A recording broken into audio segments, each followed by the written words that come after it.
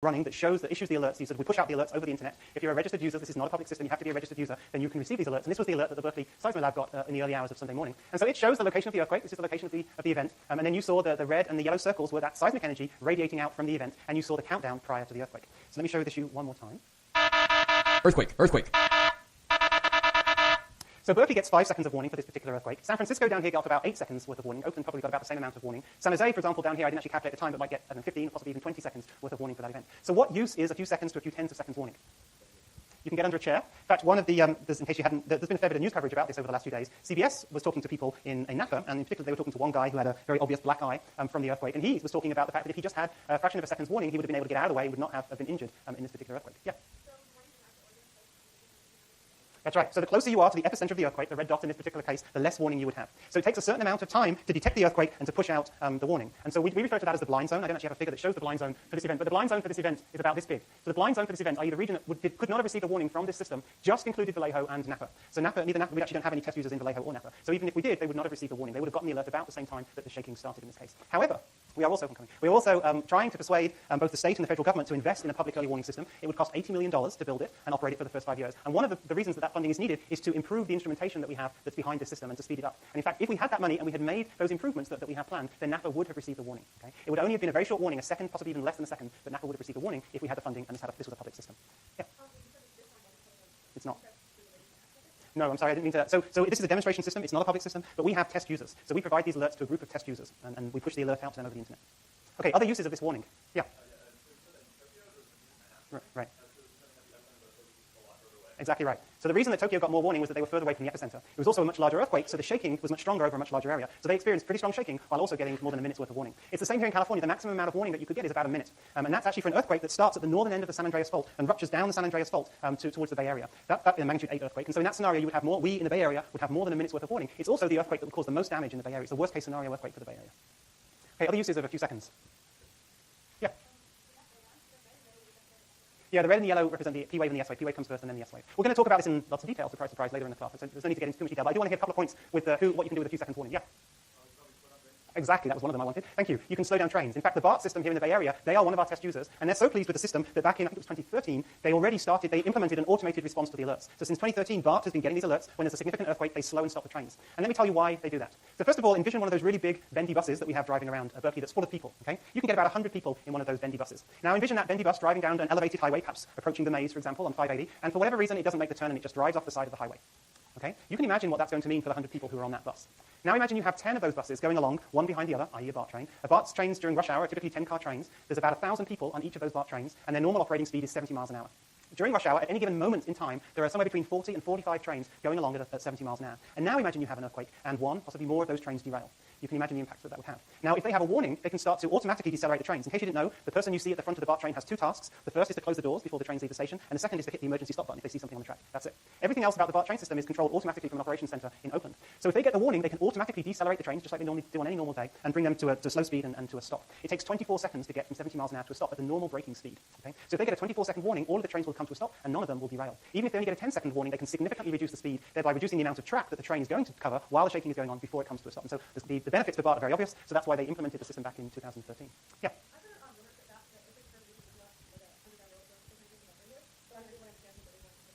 There's also the metro is underground. It's not particularly extensive. I don't know the answer to that.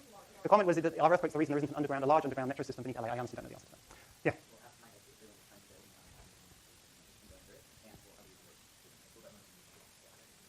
Okay, I realize it's 1:45, and I need to deal with some logistics for this class as much as I would like to continue talking about this for the next 15 minutes. So I'm actually going to stop talking about this. Yes, I guess I kind of covered this, but we're very close to the Hayward Fault. If you've not seen a map like this, I encourage you to go on Google Earth. You can get a fault map, and you can see where you're located, and we are going to be talking about this in more detail. This is the Hayward Fault. It runs right, as very famously, it runs pretty much goalpost to goalpost beneath Memorial Stadium. We are located right here. This is the Foothill Dormitory. This is Stern Hall. Okay, this is the Greek, Greek Theatre. This is Bowles Hall. Okay? And then this is the running track of the Clark Kerr campus. The fault actually isn't this perfect straight line, so this is the Clark Kerr campus right here. Okay? This is a good class to take. So we will look at this in more detail, and in fact, there's a very quick web exercise for you to do following today's class that will actually allow us to do this. Okay, I'm going to skip through these various introductory slides. I'll show you this.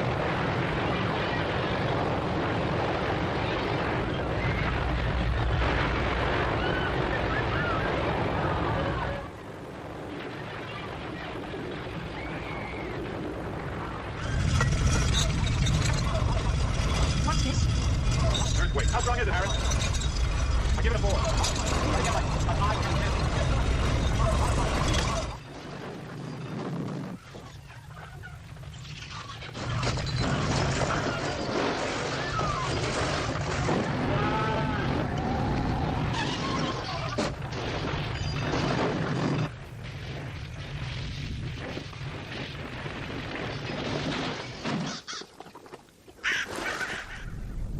Here we go. Foot massage. Okay. Oh, yeah, those never last long enough. Great cheese comes from happy cows. Happy cows come from California. Real California cheese.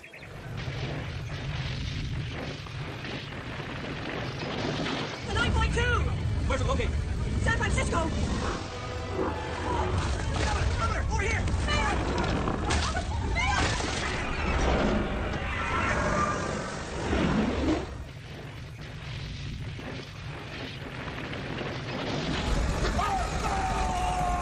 Okay, so needless to say, earthquakes feature heavily in movies. I would normally pause and ask you what was science fact and what was science fiction, but we're sort of running a little short on time, so I'm not going to do that right now. But about half of what you saw there was fact, and about half of what you saw was fiction. Hopefully, by the end of the semester, it will be pretty obvious which is which. I suspect it's largely obvious already.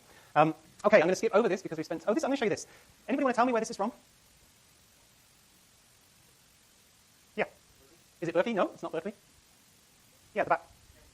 Exactly. It's the aftermath of the 1906 earthquake in San Francisco. That, of course, was a magnitude 8 earthquake that ruptured along the San Andreas Fault, and it destroyed a very large portion of San Francisco. Of course, it was not just the earthquake, it was also the fire that followed that earthquake that caused so much damage. And that's something that is still an issue today, is when we have a big earthquake, there will inevitably be a significant number of fires that are sparked by that earthquake, and there's a real question about how far that fire might spread, particularly given that, of course, the earthquake may also damage water lines, making it difficult for firefighters to fight the fires. Never mind about the fact that there may not be enough firefighters to deal with all of the fires. Those of you who've been following the coverage from the Napa earthquake will know that there was a small fire, relatively small fire in a trailer park, and the firefighters had difficulty fighting it because, indeed, the water pipes had been broken, and so they had to come up with a workaround in order to get water to put out the fire.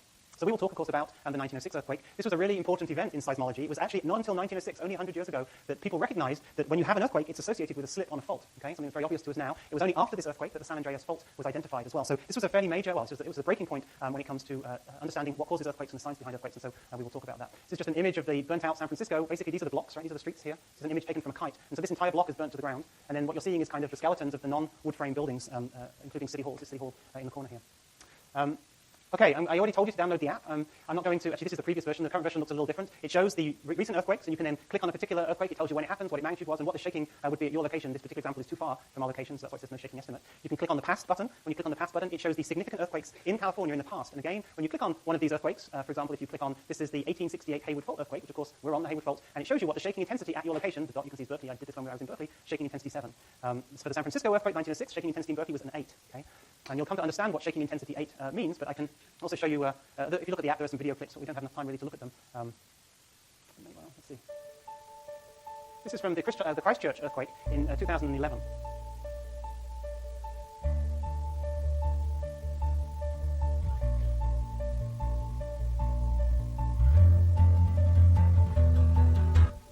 New Zealand's darkest day.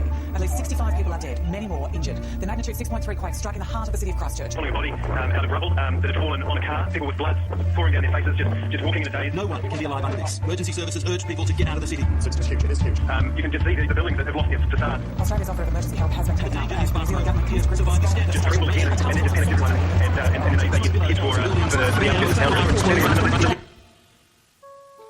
So that, as you heard, was the Christchurch earthquake, which was only a magnitude 6.3, okay? So only slightly larger than the Napa earthquake, but it was directly beneath the city of Christchurch. It was also a very shallow earthquake, so the amount of shaking you experience is a function of how close you are to the fault that has ruptured, as well as the magnitude of the earthquake. And so that was shaking intensity 8 that was experienced by Christchurch, which was the same shaking intensity that Berkeley experienced. Berkeley wasn't, well, Berkeley was here, I guess. That Berkeley experienced in 1906. Okay, we need to get to the logistics of the class. So what is this class going to be about? It's going to be about the earthquake process, okay? We're going to talk about where earthquakes are located. We're going to talk about faults. We've already started doing that. We're going to talk about buildings and where we put buildings and how we design the buildings so that they shouldn't be affected by earthquakes. We're going to talk about the impacts of these events, the ground shaking, liquefaction, landslides, the economic impacts. We're going to talk about what we as individuals can do. This is key, okay? This is key. We are responsible for what happens to ourselves and our families in these future earthquakes. And so it's very important to recognize that you are in control of your own destiny here. And so we'll talk about earthquake preparedness, and we'll talk about some of the programs operating on a larger scale to reduce future impact, including the SAFER program, which is the retrofit program here on the Berkeley campus. We're going to do all of this with a focus on UC Berkeley for obvious reasons. We're going to focus on the Bay Area in California because most of the people in the room come from California. But we will, of course, be talking about events, earthquakes, and looking at examples from other countries around the world as appropriate. Okay, I would stop and ask you what you want to talk about, but we've run out of time. Sorry. You can tell me during the course of the semester. Now, Berkeley has an honor code. This was, I forget now whether this was new last year or 2 years ago. And I just want to remind you all of this, that as a member of the UC Berkeley community, I act with honesty, integrity, and respect for others. Okay? What does that mean in this class? When it comes to collaboration and independence, reviewing lecture and reading materials as a group is good. You're going to learn more if you interact with your peers, the others in this class, or the students in this class, and when you're working your way through the homeworks and the reading and you talk about the material, that is a very good thing, and I encourage you to do that as much as possible. However, when it then comes to completing the homework assignments, you have to do this independently. Every piece of work that you hand in must be your work. Okay? Not that, if you don't do that, that's a violation of the honor code, and if I catch you doing that, I will fail you in the class. It's that simple. Okay? Cheating. The best approach is to act such that no one would even imagine that you are cheating. Okay? So understand that it's not just about actually cheating, it's about the perception. You don't want even to give the perception that you are cheating. Okay? And this is a good practice, not just for this class, but obviously for every aspect of life. Anyone caught cheating in this class will fail the class. Okay? I'm going to repeat this multiple times on this slide, and I mean it. Okay? Don't give me the perception you're cheating, because I will fail you without hesitation. Okay? So that's cheating. Plagiarism. Copying text or ideas from another source without giving reference to that is plagiarism, and it will result in a failing grade for the assignment. Okay? So you're going to have to work your way through understanding the right balance here. When you're doing these homework assignments, it can be appropriate to quote from other sources, but it's very important to make it clear that that is what you're doing. Okay? If you don't, that's plagiarism, and if there's plagiarized work, you will get a 0 for that assignment. Academic integrity and ethics. Cheating on exams and plagiarism are two common examples of dishonest and unethical behavior. I think that's a pretty obvious statement, but I just want to state that up front. Okay? Any questions about the honor code? This is the stern part of today. All right, excellent. Okay, so I'm going to go very quickly through the class organization pieces. All of these notes are in a PDF that is on the class website. That is the class website listed up there. Please don't be confused. There is also a BSpace website for this class. The only thing that we use BSpace for is to provide you with your grades and for you to sign up for field trips and for GSIs, and we'll explain how that works later in the semester. The primary class website is this site. Okay, and you'll find all kinds of things on it. In fact, I'll run through what's on that site in a moment. Obviously, I'm your instructor. I'm going to hold office hours between 10 and 11, i.e. immediately before the class, or by appointment. You're also welcome. Often people have pretty straightforward questions they want to ask, and it would be great if you can come and do that immediately after a class. So I'll be happy to stand here for a few minutes and answer people's questions. There is actually one exception to that, and that's today, I'm afraid. Sorry. GSIs, we have 3 GSIs. Can you guys stand up? I can see William at least. Okay, we have 3 GSIs. William, stick your hand up. William, Cheng, and Avinash. Okay, thanks, guys. They will, next week or possibly the week after next, each of you will be assigned to one of the 3 of them, so they'll each be assigned 100 of you, and they will be responsible for grading of all of the work that you complete in this class. Okay? There are no sections, but they have office hours, and we have to figure out what those are. Once we know what they are, they will be posted on the class web page. And so if you have questions about the homeworks, for sure, if you have questions about the class in general, they are a great resource for you, and I encourage you to go and talk to them. I'm happy to talk to you guys and do my best to answer your questions, but please understand there are 300 of you, and there's one of me, and it can be quite a challenge to answer all your questions. So I will do my best, but I apologize in advance if I'm not as responsive as you would like me to be, and I encourage you to also interact with your GSIs as much as you can. Email announcements. We will be announcing various things about the class, such as deadlines, changes to deadlines, i.e. important things, via the class email list. The class email list is based on the fact that you have enrolled in the class, and then it uses the email that you've registered with the registrar. Okay? I don't have any control over it. Probably next week we will send out an email to the class, and I will let you know we've done that. And if you didn't receive that email, then you know that there's a problem, and you need to go and talk to the registrar's office to make sure you get on the list. So what are the expectations for the class? First of all, of course, lecture attendance. Twice a week, Tuesday and Thursday, from 11 a.m. to noon. Thank you.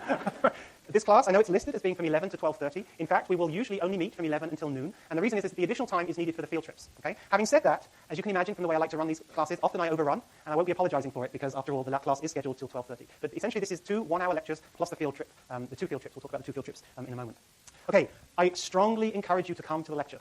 The most effective way for you to spend 2 hours becoming familiar with the material is to be here and to look at me and to ask me questions during the class. I guarantee you that is the most effective way to spend 2 hours of your time to learn the material in the class. Okay? So please come to class. The lecture notes will be posted online. I believe there will also be a webcast, as in the audio, that will be posted online. Those are great things to go back to review the class materials, prior to an exam, things like that. But I can tell you that the most effective way to spend 2 hours of your time learning the material that will be on your exams is to be here from 11 till noon twice a week. Okay? So please come to the lecture. So as I just said, the PowerPoint slides will be posted on the website. Today's slides are already there. Often the lecture notes will only get posted a matter of minutes before the class, and that's because I often insert things based on earthquakes that have just happened just prior to the class. So, however, I cannot be doing that while I'm here, so I can guarantee you they will be posted before I start talking. Okay? There will also be a webcast. I believe there will be a webcast. It's all supposed to be happening right now automatically. We've used this in the past, and usually it works just fine. You'll find links to those on the class website as well. Readings. There is a class textbook. The textbook's called Earthquakes. It's written by Bruce Bolt, who was one of the former directors of the Berkeley Seismological Laboratory. We are not going to follow this textbook chapter by chapter. Let me tell you that up front. The way I'm going to present the material to you is quite a bit different to the way the material is presented in this textbook.